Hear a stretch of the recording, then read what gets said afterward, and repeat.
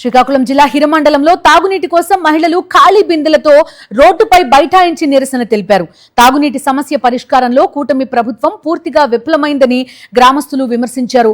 అధికారులకు పలుమార్లు వినతి పత్రాలు అందజేసినా స్పందన లేదని గ్రామస్తులు ఆవేదన వ్యక్తం చేశారు.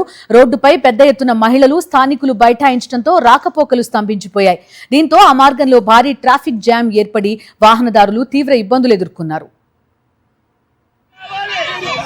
Very good.